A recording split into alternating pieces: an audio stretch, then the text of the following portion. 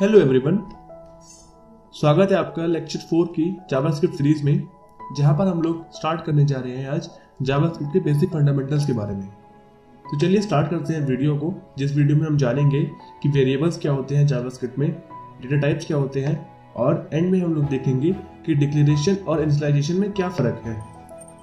तो चलिए स्टार्ट करते हैं वीडियो के साथ। और सबसे पहले हम लोग जानते हैं डेटा टाइप्स के बारे में।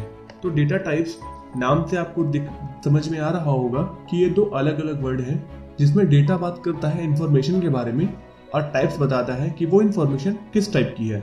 सो आइए देखते हैं कि जावास्क्रिप्ट में कितने तरह के डेटा टाइप्स होते हैं। जावास्क्रिप्ट में दो तरह के डेटा टाइप्स होते हैं। पहला होता है प्रिमिटिव और दूसरा होता है रेफरेंस। रेफरेंस की बात हम लोग अभी नहीं करेंगे, ये आने वाले अपकमिंग लेक्चर्स में जब हम लोग क्लासेस पढ़ेंगे तब हम रेफरेंस डेटा टाइप देखेंगे। तो चलिए देखते हैं प्रिमिटिव डेटा टाइप के बारे में।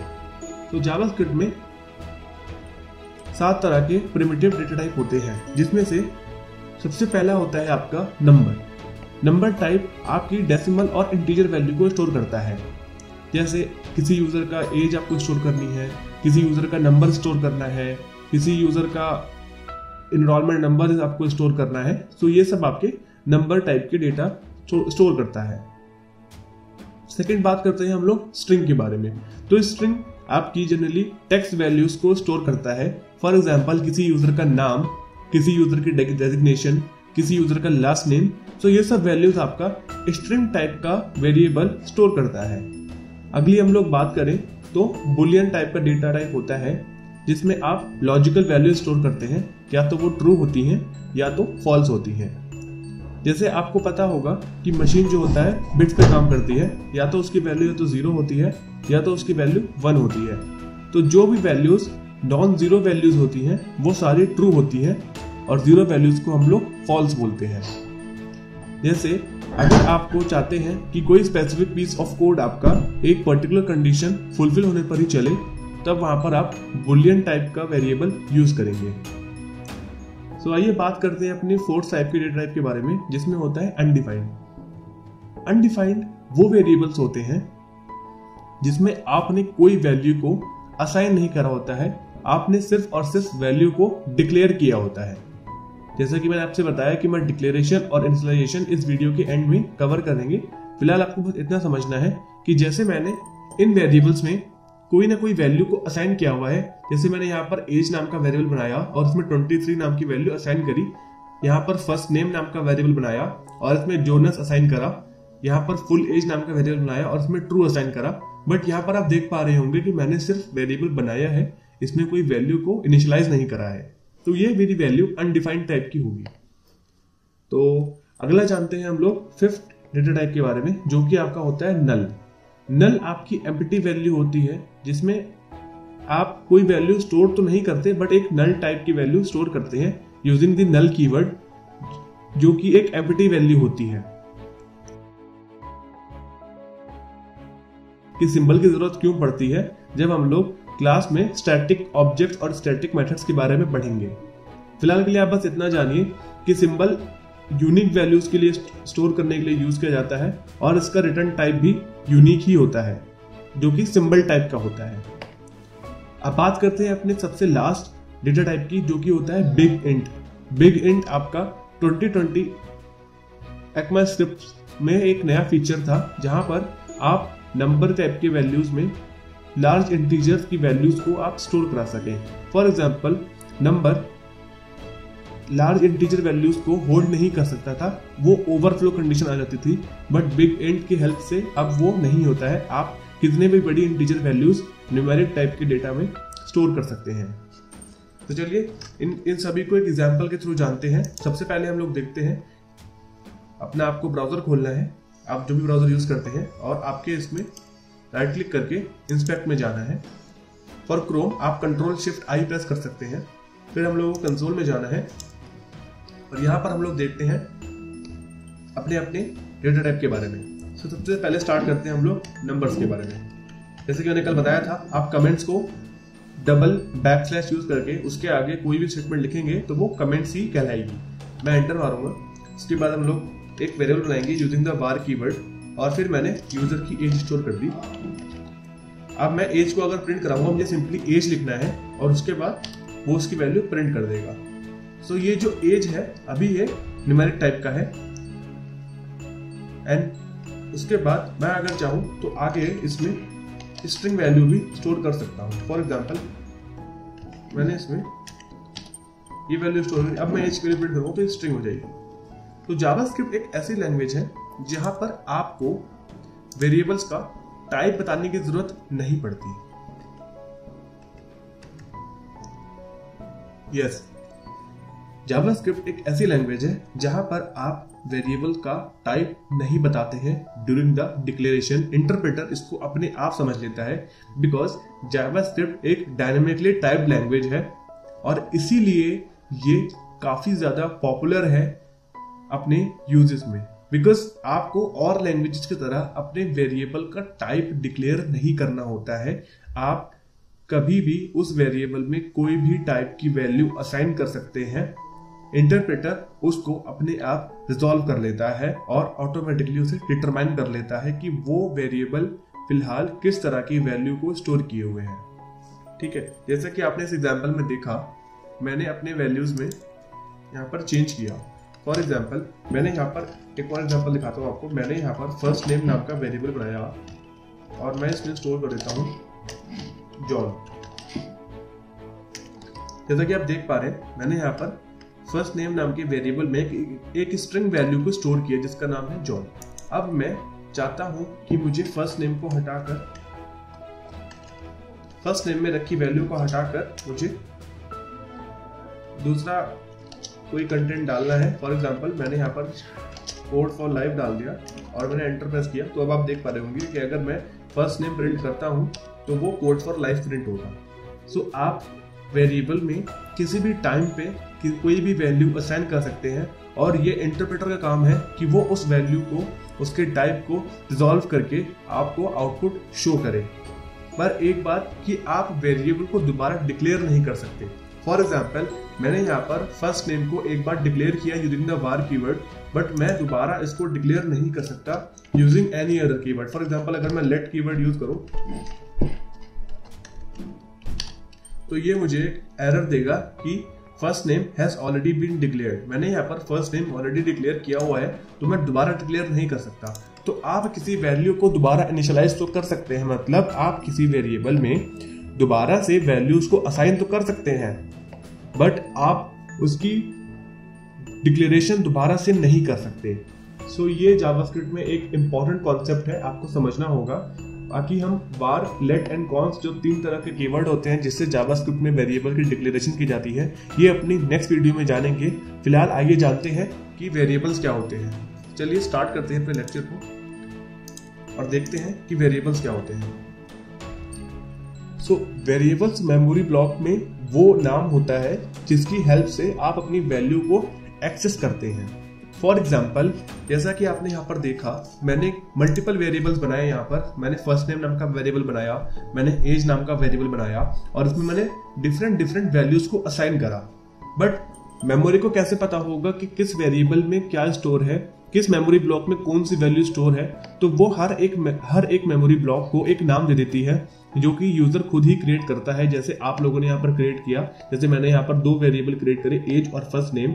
तो अब मेरे एक मेमोरी ब्लॉक का नाम होगा एज और एक मेमोरी ब्लॉक का नाम होगा फर्स्ट नेम, ताकि इंटरप्रेटर को समझ में आए कि मैं किस मेमोरी ब्लॉक की बात कर रहा हूं। चलिए आइए इसको एक विजुअलाइजेशन की तरह समझते हैं। जैसा कि आपने देखा, वेरिएबल को इनिशियलाइज करने का तरीका कुछ ऐसा है कि मुझे यहाँ पर वेरिएबल का नाम लिखना होता है और उसमें रखी हुई वैल्यू को असाइन करना होता है। बट जावास्क्रिप्ट में एक और चीज है कि जैसा मैंने आपको बताया था कि आपको डेटा टाइप के बारे में नहीं बताना होता है कि किस टाइप का आप डेटा स्टोर कर रहे हैं। आपको सिर्फ कीवर्ड यूज करने होते हैं जो कि var, let या cons में से कोई एक आप यूज कर सकते हैं।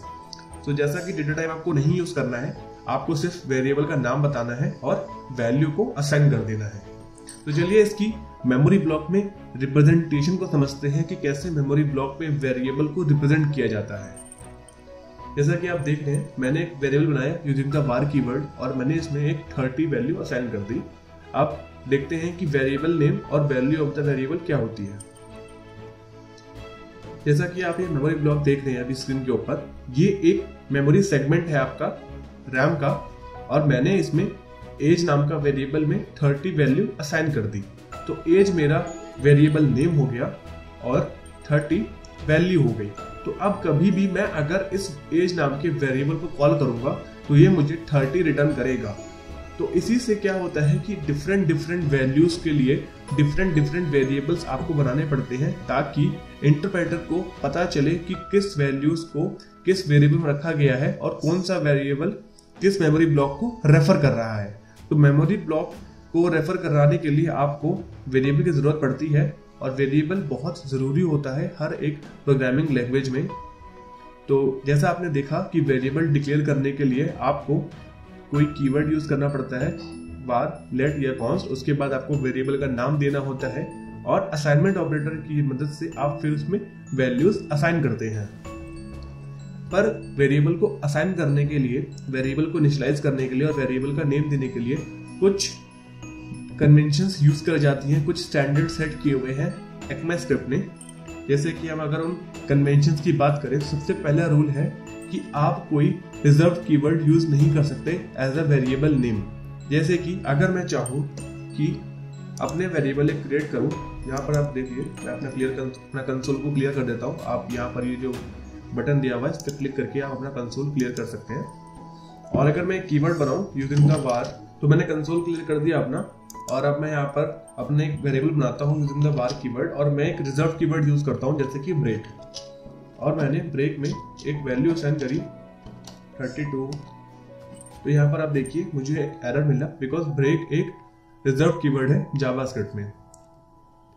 कुछ बेसिक रिजर्व कीवर्ड जो जावास्क्रिप्ट में है वो है ये abstract, break, char, debugger। ये कुछ बेसिक जावास्क्रिप्ट कीवर्ड है जो आप as a variable name use नहीं कर सकते। तो चलिए बात करते हैं अगले वेरिएबल रूल के बारे में कि आप किसी वेरिएबल का नाम किसी नंबर से स्टार्ट नहीं कर सकते। फॉर एग्जाम्पल, अगर मैं चाहूँ जहां पर अपने वेरिएबल का नाम एक नंबर से स्टार्ट करूं, जैसे 32 फर्स्ट नेम, और यहाँ पर वैल्यू सेंड कर दूं मैं जॉन, तो यहाँ देखिए यहाँ भी मुझे एक एरर मिलेगा बिकॉज मैं अपने वेरिएबल का नाम किसी नंबर से स्टार्ट नहीं कर सकता। तो ये दूसरा नेमिंग रूल है। तीसरा है कि आपका वेरिएबल या तो लेटर से या किसी अंडरस्कोर से स्टार्ट होगा। जैसे कि मैं आपको एक वेरिएबल बनाकर दिखाता हूँ यूजिंग दी अंडरस्कोर। जैसे मैंने अंडरस्कोर लगाया स्टार्टिंग में, और इसमें मैंने नाम दे दिया फर्स्ट, और इसमें मैं वैल्यू सेंड करता हूँ रॉबर्ट, और एंटर मारता हूँ। तो देखिए ये मेरा एक वैलिड वेरिएबल कहलाएगा, और अगर मैं इसकी वैल्यू प्रिंट कराऊँ तो ये प्रिंट भी कर देगा। तो आपका वेरिएबल का नाम या तो लेटर से स्टार्ट होगा या तो अंडरस्कोर से स्टार्ट होगा। आप अपने वेरिएबल के नाम में बीच में स्पेस नहीं दे सकते। फॉर एग्जांपल, अगर मैं चाहूँ कि मैं अपने वेरिएबल का नाम कुछ इस तरह से दूं, फर्स्ट नेम और फिर वैल्यू सेंड करूं, तो ये मुझे एक एरर देगा। हालांकि आप बीच में एक सेपरेशन के लिए अंडरस्कोर लगा सकते हैं। फॉर एग्जांपल, अगर मैं इसको इस तरीके से असाइन करूं वैल्यूज को, तो ये एक valid keyword, valid variable name माना जाएगा। और अगर मैं इसको प्रिंट कराकर देखता हूं तो ये एलिस मुझे प्रिंट भी कर देगा। तो आप अपने वेरिएबल के नाम के बीच में स्पेस नहीं दे सकते, बट हाँ आप उसमें के बीच में अंडरस्कोर यूज कर सकते हैं। थर्ड हम लोग बात करते हैं कि जावास्क्रिप्ट में वेरिएबल नेम जो होते हैं वो केस सेंसिटिव होते हैं। फॉर एग्जांपल, अगर मैं यहाँ पर एक वेरिएबल क्रिएट कर रहा हूँ एज नाम का, और उसमें मैं कुछ वैल्यू सेंड कर रहा हूँ 65, 56। अगर प्रिंट करूँ इसको एज नाम की वैल्यू से, तो ये प्रिंट नहीं होगा बिकॉज 44 एक ऑलरेडी मैंने पहले असाइन करी हुई थी वैल्यू, वो प्रिंट होगी। एज में मैंने 56 जो असाइन करा है वो प्रिंट नहीं होगा बिकॉज एक वेरिएबल जो लोअर केस में आपका आपने डिक्लेयर और इनिशियलाइज करा है, एक अपर केस से वेरिएबल से एकदम अलग होता है। इसलिए जावास्क्रिप्ट को केस सेंसिटिव लैंग्वेज कहा जाता है। अगर आपने अपना वेरिएबल जिस केस में आपने स्पेसिफाई करा है और डिक्लेयर और इनिशियलाइज करा है, आपको उसको उसी केस में ही कॉल भी करना होगा। तो इसीलिए जावास्क्रिप्ट को एक केस सेंसिटिव लैंग्वेज कहा जाता है। कि डिक्लेरेशन और इनिशियलाइजेशन में फर्क क्या होता है। बेसिकली काफी लोग कंफ्यूज रहते हैं कि डिक्लेरेशन और इनिशियलाइजेशन में क्या डिफरेंस होता है, इन कॉन्सेप्ट्स के बारे में ये कैसे काम करते हैं। तो आइए समझते हैं इसको एक इंट्रोडक्शन के लिए। जैसे मैं एक वेरिएबल बनाता हूँ कंसोल में, अपने एक वेरिएबल मैंने बनाया var, इसका मैंने नाम दिया कोर्स कोड, और अगर मैं इसको एंटर दबाता हूँ, अगर मैं कोर्स कोड को प्रिंट कराकर देखूंगा तो ये मुझे वैल्यूज देगा अनडिफाइंड, क्योंकि मैंने अभी अपना वेरिएबल सिर्फ और सिर्फ डिक्लेयर किया है। डिक्लेयर करना वो होता है कि यूजिंग आप वार, लेट या कॉन्स्ट की हेल्प से आप कोई वेरिएबल का डिक्लेरेशन करते हैं तो उसे हम डिक्लेरेशन बोलते हैं। जैसे आपने कोई कीवर्ड लिखा, लेट से लेट लिखा, और मैंने यहाँ पर कोई वेरिएबल का नाम दिया, जैसे मैंने दे दिया यहाँ पर स्टूडेंट नेम, और ये हो गया इसका इतना पार्ट सिर्फ डिक्लेरेशन। अभी मैंने सिर्फ और सिर्फ वेरिएबल डिक्लेयर किया है। तो अगर मैं कहीं नीचे यूज करता हूं इसकी वैल्यू प्रिंट कराने के लिए, तो ये मुझे अनडिफाइंड एरर देगा, बिकॉज मैंने अभी इसमें कोई वैल्यू को असाइन नहीं करा है, इसीलिए ये हमेशा अनडिफाइंड रहेगा। अब जब तक मैं इसमें वैल्यू असाइन नहीं करूंगा ये हमेशा अनडिफाइंड ही रहेगा। बट जैसे ही मैंने इसमें वैल्यू को असाइन करा और अब मैंने प्रिंट करा, तो ये मुझे वही वैल्यू देगा जो मैंने इसमें असाइन करी हुई है। तो डिक्लेरेशन होता है कि जब आप वैल्यू को असाइन नहीं करते हैं, सिर्फ और सिर्फ किसी कीवर्ड की हेल्प से, लाइक लेट, वार या कॉन्स्ट से आप और सिर्फ उसका नाम दे देते हैं, वो होता है डिक्लेरेशन। इनिशियलाइजेशन होता है कि जब आप उसमें कोई वैल्यू को असाइन करते हैं। तो आप इनिशियलाइजेशन दो तरीके से कर सकते हैं। आप डिक्लेरेशन के वक्त भी इनिशियलाइजेशन कर सकते हैं और बाद में भी इनिशियलाइजेशन कर सकते हैं। आइए समझते हैं। पहला देखते हैं हम कि declaration and initialization at the same time. तो देखते हैं यहाँ पर, जैसे मैंने यहाँ पर एक बनाया वार नाम का कीवर्ड बनाया, और यहाँ पर मैंने लिख दिया कोर्स, और इसमें मैंने एक वैल्यू सेंड कर दी बीटेक। तो यहाँ पर मैंने वेरिएबल का डिक्लेरेशन भी करा और साथ में इनिशियलाइजेशन भी करा। तो अगर अब मैं कोर्स की वैल्यू को एक्सेस करूंगा तो मुझे बीटेक मिलेगा। बट अगर मैं चाहूँ कि मुझे सिर्फ और सिर्फ वेरिएबल को डिक्लेयर करना है, बट मैं इसका इनिशियलाइजेशन बाद में करूंगा, तो आप इसको ऐसे भी कर सकते हैं कि मैंने यहाँ पर बनाया वार नाम का कीवर्ड और यहाँ पर यूज किया स्टूडेंट नेम। तो अभी सिर्फ वेरिएबल मैंने डिक्लेयर किया है, और इनिशियलाइज करने के लिए आपको सेम वेरिएबल को दोबारा से लिखना होगा, और इसमें असाइनमेंट ऑपरेटर की हेल्प से आपको इसमें कोई वैल्यू को असाइन करना होगा। जैसे आपने यहाँ पर कर दिया मार्टिन, और अब ये वेरिएबल इनिशियलाइज हो चुका है, इसको मेमोरी मिल चुकी है। वेरिएबल को मेमोरी तभी मिलती है जब आप उसमें वैल्यू को असाइन करते हैं, तभी वेरिएबल को वैल्यू मिलती है। उससे पहले डिक्लेरेशन के टाइम पे वेरिएबल को मेमोरी नहीं मिलती। आपने अगर सिर्फ वेरिएबल को डिक्लेयर करके छोड़ दिया है तो उसको मेमोरी नहीं मिलेगी, बिकॉज आपने उसमें कोई वैल्यू को असाइन नहीं करा है। तो इंटरप्रेटर नहीं समझ पाता कि उसको किस टाइप की वैल्यू असाइन होगी आगे चल के, तो उसे उसी तरह की मेमोरी मिलती है। बट आपने अगर कोई वैल्यू असाइन नहीं करी है तो इंटरप्रेटर को पता नहीं चलेगा कि इसको कितने मेमोरी ब्लॉक चाहिए होंगे मेमोरी में। इसी वजह से इनिशियलाइजेशन के बाद ही किसी वेरिएबल को मेमोरी ब्लॉक में मेमोरी मिलती है। तो आज की वीडियो में इतना ही। बात करेंगे अपने अगले लेक्चर में, जहां पर हम लोग जानेंगे कि वार, लेट एंड कॉन्स्ट में क्या डिफरेंस होता है, आपको वेरिएबल डिक्लेरेशन के वक्त कौन से कीवर्ड यूज करने चाहिए, कब यूज करने चाहिए, और इनका स्कोप क्या होता है। और हम लोग ये भी देखेंगे कि लोकल और ग्लोबल स्कोप क्या होते हैं। Thank you.